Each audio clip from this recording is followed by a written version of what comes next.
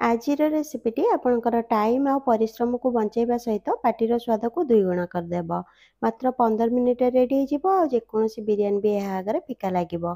ଆଉ ବନେଇବା ଏତେ ସହଜ କି ବ୍ୟାଚଲର ମାନେ ବି ଏହାକୁ ସହଜରେ ବନେଇ ପାରିବେ। ଭିଡ଼ିଓଟି ଭଲ ଲାଗିଲେ ଲାଇକ୍, ସେୟାର ଆଉ ସବସ୍କ୍ରାଇବ୍ କରନ୍ତୁ। ଫେସବୁକରେ ଦେଖୁଥିଲେ ଫଲୋ ନିଶ୍ଚୟ କରନ୍ତୁ। ନମସ୍କାର, ମୁଁ ଅପୁ, କୁକୁତପୁଡ଼ିଆ ଚ୍ୟାନେଲ ଆପଣ ସମସ୍ତଙ୍କୁ ବହୁତ ବହୁତ ସ୍ୱାଗତ। ଚାଲନ୍ତୁ ଷ୍ଟାର୍ଟ କରିବା ଆଜିର ରେସିପିଟି। ପ୍ରଥମେ ଗୋଟେ ବୋଲରେ ନେଇଯିବା କିଛି ବୁଟ ଡାଲି ମେଜରିଂ କପ୍ରେ ମାପିଲେ ଅଧା କପ୍ ଆଉ ଓଜନ ଯଦି ଦେଖିବେ 100 ଗ୍ରାମ ପାଖାପାଖି ହେବ। 2-3 ଥର ଭଲ ଭାବେ ଧୋଇ ନେବା ଆଉ କମ ସେ କମ 4ରୁ 5 ଘଣ୍ଟା ପାଇଁ ଭିଜେଇ ନେବା। ଏହି ରେସିପିରେ ଏଇ ଗୋଟେ କାମ ଆପଣଙ୍କୁ ଟିକେ ଟାଇମ୍ ଲାଗିବ, ବାକି ସବୁ କାମ ବହୁତ ଜଲ୍ଦି ହେଇଯିବ। ଦେଖନ୍ତୁ ଡାଲି ଭଲ ଭାବେ ଭିଜିଗଲାଣି। ଏବେ ଏହାକୁ ଗୋଟେ ଜାଲିକୁ ଛାଣି ନେବା ଆଉ ସାଇଡ଼ରେ ରଖିବା ପରେ ବ୍ୟବହାର କରିବା ପାଇଁ। ଏହାପରେ ଦେଖନ୍ତୁ ମୁଁ ନେଇଛି ଗୋଟେ ଗ୍ଲାସ୍ ବିରିୟାନୀ ରାଇସ୍, ନର୍ମାଲ ପାଣି ପିଇବା ଗ୍ଲାସ୍ ଯେଉଁଟା ଘରେ ଥାଏ ସେଇଥିରେ ମାପିକି ଗୋଟେ ଗ୍ଲାସ୍ ନେଇଛି। ଓଜନ ଯଦି ଦେଖିବେ 300 ଗ୍ରାମ ପାଖାପାଖି ହେବ ଆଉ ମେଜରିଂ କପ୍ରେ ମାପିଲେ 1.5 କପ୍ ହେବ। ମାନେ ଆମେ ଗୋଟେ ଭାଗ ଡାଲି ପାଇଁ 3 ଭାଗ ଚାଉଳ ନେଇଛନ୍ତି। ଏବେ ବୋଲ୍ ଉପରେ ଗୋଟେ ଜାଲି ରଖିବା ଆଉ ଚାଉଳକୁ ଏଥିରେ ଦେବା। ଏଇଠି ଆପଣ ବିରିୟାନୀ ରାଇସ୍ ବଦଳରେ ଯେକୌଣସି ଅରୁଆ ଚାଉଳ ନେଇପାରିବେ ଯେଉଁଥିରେ ଆପଣ ଭାତ ବନାଉଥିବେ, କିନ୍ତୁ ଟିକେ ପୁରୁଣା ଚାଉଳ ଦେଖିକି ନେବେ, ତାହେଲେ ଭାତ ଗୋଟା ଗୋଟା ବନିବ ଆଉ ଭଲ ବନିବ। ବିରିୟାନୀ ରାଇସ୍ରେ ଭାତ ଗୋଟା ଗୋଟା ଆଉ ବେଶୀ ଭଲ ବନିଥାଏ ଆଉ ଦେଖିବା ପାଇଁ ସୁନ୍ଦର ଲାଗିଥାଏ, ସେଥିଲାଗି ମୁଁ ଏ ଚାଉଳ ନେଇଛି। ଏବେ ଏଥିରେ ପାଣି ଦେଇକି 2-3 ଥର ଭଲ ଭାବେ ଧୋଇ ନେବା। ଏଇଠି ଗୋଟେ କଥାର ଧ୍ୟାନ ରଖିବେ, ଚାଉଳକୁ ରୋଷେଇ ଆରମ୍ଭ କରିବା ପୂର୍ବରୁ ହିଁ ଧୋଇବେ। ବେଶୀ ଆଗରୁ ଧୋଇବେନି କିମ୍ବା ଭିଜେଇବେନି, ନହେଲେ ଭାତ ବେଶୀ ନରମ ଆଉ ଚିପଚିପା ବନିବ। ଚାଉଳକୁ ପାଣିରୁ ଅଲଗା କରିକି ରଖିବା, ଯେମିତି ଏଥିରେ ଥିବା ଏକ୍ସଟ୍ରା ପାଣି ବାହାରିଯିବ। ଯେହେତୁ ଆଜିର ରେସିପିଟି ଗୋଟେ କ୍ୱିକ୍ ରେସିପି, ସେଥିଲାଗି ନେଇଯିବା ଗୋଟେ ପ୍ରେସର କୁକର ଆଉ ଏଥିରେ ଦେବା ତେଲ 4 ଟେବଲ ସ୍ପୁନ୍। ଘରର ଖାଇବା ଚାମଚରେ ଯଦି ମାପିବେ 6ରୁ 7 ଚାମଚ ହେବ। ତେଲ ଆପଣ ନିଜ ହିସାବରେ କମ୍ ବେଶୀ କରିକି ବି ଦେଇପାରିବେ। ଏହା ସହିତ ଆଉ ଗୋଟେ କଥାର ଧ୍ୟାନ ରଖିବେ, ଏଇଠି ଆପଣ ସୋରିଷ ତେଲ ନେବେନି, ଭଲ ଲାଗିବନି। ଯେକୌଣସି ବିନା ଫ୍ଲେଭର ତେଲ ଆପଣ ଏଇଠି ନେଇପାରିବେ। ତେଲ ହାଲକା ଗରମ ହେଲେ ଏଥିରେ ଦେଇଦେବା 2ଟି ତେଜପତ୍ର, 12ରୁ 15ଟି ଗୋଲମରିଚ, 2 ଇଞ୍ଚ ବା 2 ଖଣ୍ଡ ଡାଲଚିନି ଟୁକୁଡ଼ା ଦେଇଦେବା। 2ଟି ବଡ଼ କଳା ଗୁଜୁରାତି ମୁଁ ଦେଇଛି, ଆପଣଙ୍କ ପାଖରେ ନଥିଲେ ଆପଣ 4ଟି ଛୋଟ ଗୁଜୁରାତି ବି ଦେଇପାରିବେ। ଏହା ସହିତ ଫାଳେ ଜାବିତ୍ରୀ ଦେବା ଆଉ ଲୋ ଫ୍ଲେମ୍ରେ 30 ସେକେଣ୍ଡ ପାଇଁ ଏହାକୁ ଭାଜି ନେବା। ଏହାପରେ ଏଥିରେ ଦେବା ଗୋଟେ ଛୋଟ ଚାମଚ ଜିରା, 1/4 ଚାମଚ ବା 2-3 ଚିମଟା ହେଙ୍ଗୁ ଦେଇଦେବା। ହେଙ୍ଗୁ ନିଶ୍ଚୟ ଦେବେ, ଭଲ ଫ୍ଲେଭର ଆସିବା ସହିତ ଡାଇଜେଷ୍ଟ କରିବାରେ ବି ହେଲ୍ପ କରିବ, କାରଣ ବୁଟ ଡାଲି କିଛି ଲୋକଙ୍କୁ ହଜମ ହୁଏନି। ଏହାପରେ ଏଥିରେ ଦେବା 2ଟି କଞ୍ଚା ଲଙ୍କା ଏମିତି ଚିରା ଲଗେଇକି ଆଉ ଗୋଟେ ବଡ଼ ପିଆଜ ଏମିତି ଲମ୍ବା ଆକାରରେ କାଟିକି ଦେଇଦେବା। ଟିକେ ମୋଟା କରିକି କାଟିବା ପିଆଜକୁ ଆଉ ମିଡ଼ିୟମ୍ ହାଇ ଫ୍ଲେମ୍ରେ ହାଲକା ବ୍ରାଉନ୍ କଲର୍ ଆସିବା ଯାଏ ଭାଜି ନେବା। ବେଶୀ ବ୍ରାଉନ୍ ବିଲକୁଲ ବି କରିବାନି, ଟିକେ କଞ୍ଚାଳିଆ ଥିବ ଫ୍ଲେମ୍କୁ ଲୋକୁ କରିନେବା।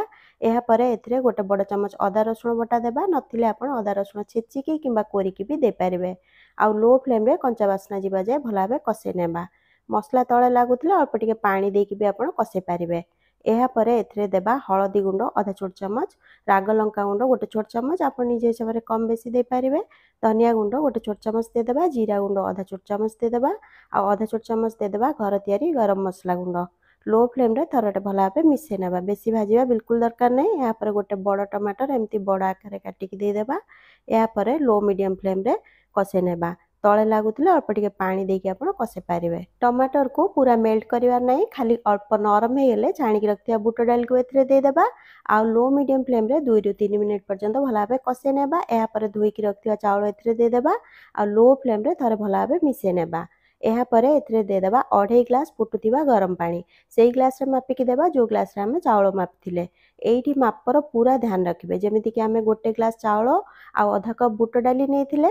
ଗୋଟେ ଗ୍ଲାସ୍ ଚାଉଳକୁ ଯଦି କପ୍ରେ ମାପିବେ ତାହେଲେ 1.5 କପ୍ ହେବ, ମାନେ ଆମେ 3 ଭାଗ ଚାଉଳ ଆଉ ଗୋଟେ ଭାଗ ଡାଲି ନେଇଥିଲେ।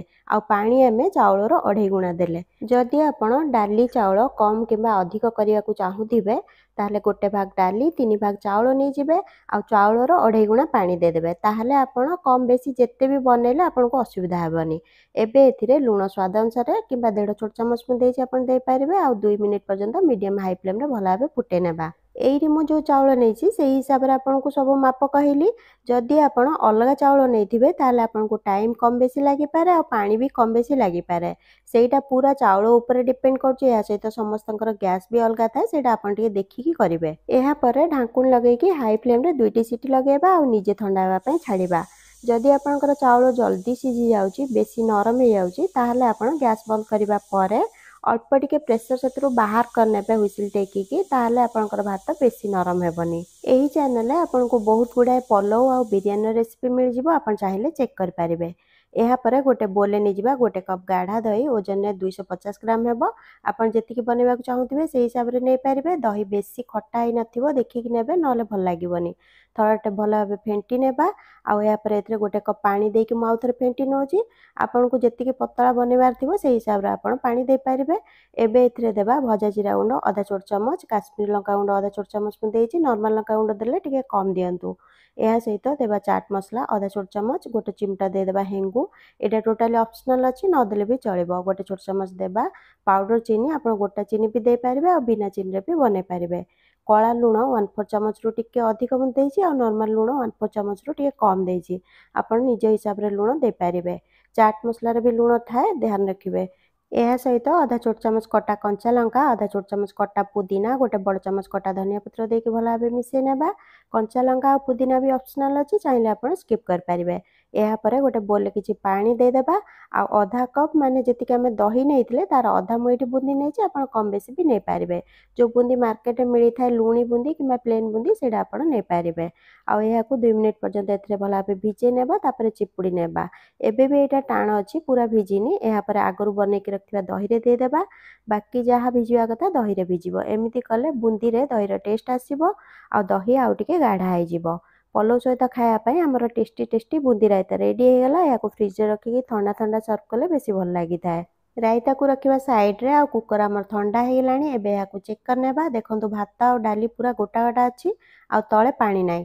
ଭାତ ଆପଣଙ୍କୁ ଟିକେ ପେଜୁଆ ଦେଖାଯାଉଥିବ, ଥଣ୍ଡା ହେବା ସହିତ ଏଇଟା ସେଟ୍ ହେଇଯିବ ଆଉ ପେଜୁଆ ଲାଗିବନି। ଭାତ ଆଉ ଡାଲି ଗୋଟା ଗୋଟା ଥିବା ସହିତ ପରଫେକ୍ଟ ସିଝିଯିବି, ଏମିତି ନୁହେଁ କି ଟାଣ ଅଛି ଭିତରୁ। ଲାଷ୍ଟରେ ଅଳ୍ପ ଟିକେ ଧନିଆ ପତ୍ର ଦେଇକି ହାଲକା ହାତରେ ମିଶାଇ ନେବା, ବେଶୀ ଭଲ ଲାଗିବ। ବେଶୀ ଗରମ ଥିବା ବେଳେ ଧନିଆ ପତ୍ର ଦେଇକି ମିଶାଇବେନି, ନହେଲେ ଘାଣ୍ଟି ହେଇଯିବ। ରେସିପି ବିଷୟରେ ନିଜର ମତାମତ ଦେବା ସହିତ ଲାଇକ୍ ସେୟାର କରିବାକୁ ଭୁଲିବେନି। ପୁଣି ଦେଖା ହେବ ଆଉ ଏକ ନୂଆ ରେସିପିରେ। ସେ ପର୍ଯ୍ୟନ୍ତ ଖୁସି ରୁହନ୍ତୁ, ହେଲ୍ଦି ରୁହନ୍ତୁ ଆଉ ସେଫ୍ ରୁହନ୍ତୁ।